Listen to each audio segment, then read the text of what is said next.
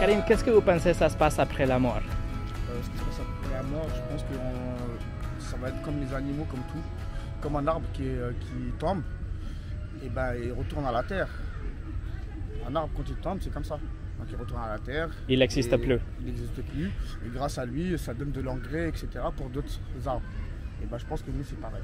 Vous ne pensez pas qu'il y a un Dieu qui a tout créé, quelqu'un qui est juste, qui va punir les méchants, je veux dire? C'est ce que nous dit tout le temps. Mais quand on voit l'humanité, comment ils sont, enfin, pour moi, l'être humain, c'est la pire espèce jusqu'à preuve du contraire. Parce qu'on sait... Je pense qu'avec toutes les religions et tous les dieux qu'on nous a dit, donc c'est faux. Parce que si on dit tous les dieux prennent le bien, et ben qui fait du bien au grand monde? Dieu doit être quelqu'un de bien, de bon, de juste. C'est ce qu'ils disent toutes les religions.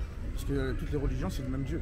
Donc si Dieu existe, il doit punir les pécheurs, les méchants, comme Hitler, comme les voleurs, comme les violeurs. Comme non, pas les punir, mais la vie punit les gens qui sont mauvais.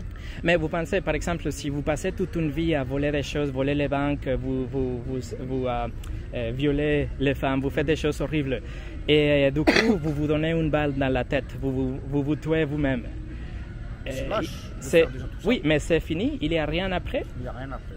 Moi, je vous pensais qu'il y a quelque chose, parce que sinon, ça veut dire que c'est Dieu qui est bon, il n'y a aucun sens de justice. C'est trop facile, vous dites. Donc c'est trop facile, vous trouvez? Non, je trouve que si Dieu existe, il doit avoir une justice, il doit avoir quelque chose pour tous ceux qui ne sont pas punis pendant la vie. Hitler, il a tué 6 millions de personnes, plus le gitan, plus le noir, plus etc. Mais à la fin de sa vie, il s'est juste tué lui-même et ça veut dire qu'il n'y a rien après la mort. Moi, je veux penser que Dieu est juste. Donc il n'a pas été puni, quoi. Il n'a pas été puni. Si Dieu n'existe pas, s'il n'a pas une punition. Vous savez, pour moi, la chose la plus précieuse de notre existence, c'est notre vie. C'est la vie qu'on a, être vivant. Okay. Donc une fois qu'il a pris sa mort, c'est aussi une injustice, parce qu'il n'est plus là. Donc il n'est pas mort d'une mort naturelle. Donc il n'a pas été au bout de sa vie, naturellement. Donc au final, c'est une forme de justice aussi. C'est intéressant ce que vous dites. Karim, vous pensez que vous êtes une bonne personne? Moi, oui, parce que je n'ai fait du mal à personne, j'espère. Ok. Vous savez, pas d'ennemis. Vous avez jamais entendu parler des 10 commandements? Les 10 commandements. Dieu a donné les 10 commandements aux hommes. Il a dit, par exemple, le 9e, il dit qu'il ne faut pas mentir. Vous avez jamais menti dans votre vie? Moi, je pense pas, mais quand j'étais petit, oui, peut-être. Ok. Le 8e, ils disent qu'il ne faut pas voler. Vous savez jamais voler de votre vie? Même un stylo, un crayon, une pomme. Vous savez jamais télécharger la musique sans payer? Je suis très honnête. Et parce que, comme je vous dis, moi, je pars du principe que moi, si je suis bon, ça ne me revient qu'à moi. Si je suis mauvais, je crois au karma. Le karma, oui, je sais. Mais le problème de karma, c'est que c'est qui va décider le karma? C'est qui a cette balance, la justice, pour décider qu'est-ce qui va se passer? Peut-être qu'il y a un Dieu derrière. Parce que je peux pas le confirmer. Personne ne peut confirmer. Ok, donc si Dieu existe, il a donné sa loi, il a dit qu'il ne faut pas mentir, il a dit qu'il ne faut pas voler. Par exemple, vous dites que vous n'avez jamais volé, mais si vous savez télécharger la musique ou des films sans payer, c'est voler. Si vous travaillez 8 heures, mais vous arrivez 15 minutes en retard, votre patron il vous paye quand même les 8 heures. Mais après, ça c'est pas des choses, on ne peut pas voir ça comme voler, parce que des fois on peut partir aussi plus tard. Mais exactement, le problème... patron, il paye pas. Non, mais le problème c'est qu'on n'est pas parfait, comme vous l'avez dit aussi. Personne n'est parfait. Exactement. Donc le Dieu, s'il demande la perfection, le Dieu qui nous a créé, il nous a donné la loi qui représente la perfection qu'il demande, nous avons tous un grand problème parce qu'on n'a pas gardé la loi. Le 7e, ils disent qu'il ne faut pas commettre de l'adultère. Vous savez c'est quoi l'adultère? Ok. Mais Jésus a dit que si on regarde quelqu'un avec le désir, on a un désir charnel pour une femme qui ne nous appartient pas, on a déjà commis l'adultère dans notre cœur. Le 6e, ils disent qu'il ne faut pas tuer. Vous n'avez jamais tué, mais Jésus également a dit que si on a la haine vers quelqu'un, si on déteste une personne, un politicien, etc., on a déjà tué la personne dans notre cœur. Je vous explique ça pour vous montrer que le standard de Dieu est vraiment très élevé. Quand j'étais petit, j'ai vécu l'enfer et aujourd'hui, je vis le paradis. Donc, il y a, Pourquoi vous avez vécu l'enfer? Parce que j'ai vu la guerre. Après, maintenant, je vis en France, je suis bien. Donc, ça a complètement changé. Mais je pars dans le principe que c'est mon destin, c'est tout. Après, qui décide du destin? Ça, c'est une très bonne question. Et ça, je pense que tout le monde cherche à savoir qui. Moi, je crois qu'il y a un Dieu qui va nous juger par rapport aux 10 commandements, qu'il demande la perfection dans nos pensées, dans nos paroles et dans nos actions. Et comme nous ne sommes pas parfaits, il est obligé de nous punir. C'est-à-dire qu'il va punir Hitler et les violeurs, mais aussi il va punir. Mais il va punir aussi les. L'Angleterre avec les Apaches. Il va, les Indiens d'Amérique. Il va punir aussi, exactement. Exactement. Il va punir tous ceux qui ont transgressé sa loi.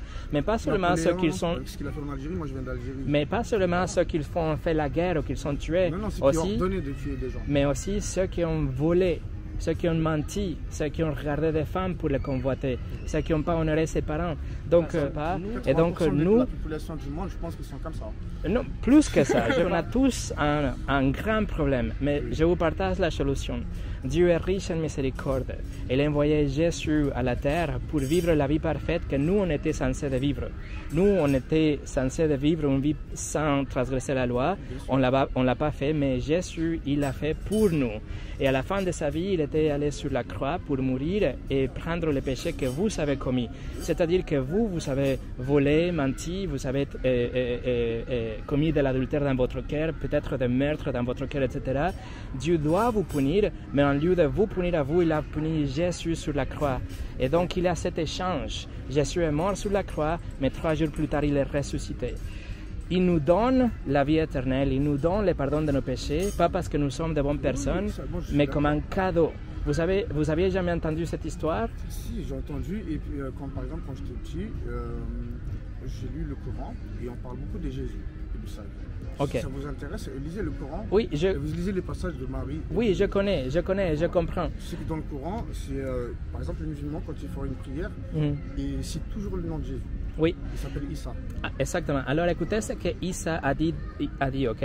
Parce que Issa, dans le Coran, il est un prophète. Le prophète, il ne peut pas mentir. Exactement. Issa a dit ça. Je suis le chemin, je suis la vérité, je suis la vie. Et nul ne vient au Père qu'à travers moi.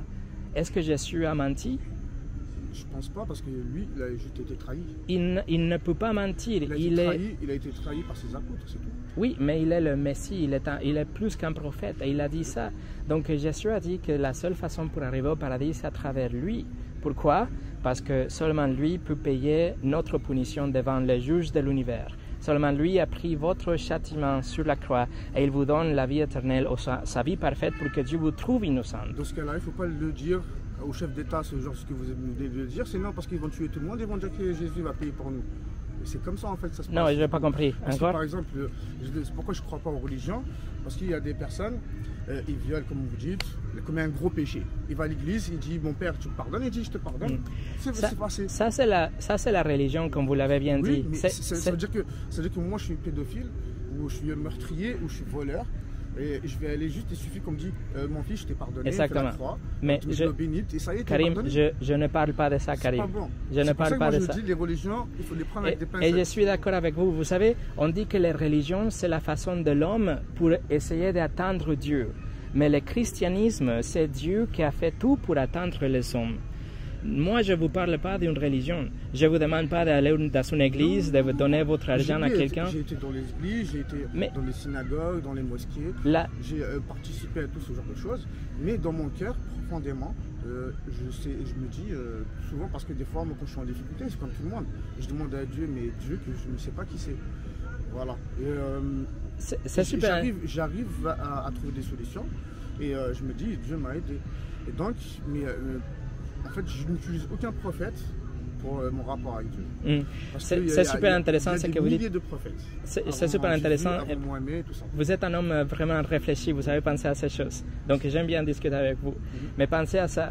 Si Jésus a dit ça et il a dit la vérité, parce que Jésus ne peut pas mentir, il vous donne la solution. Exactement, il vous donne la solution pour pouvoir être pardonné. Un jour, Karim, je ne vous le souhaite pas, mais ça peut être ce soir, ça peut être dans 50 ans. Nous serons devant les juges de l'univers. Et il va nous regarder, il va nous dire, Karim, est-ce que tu as accompli, obéi la loi?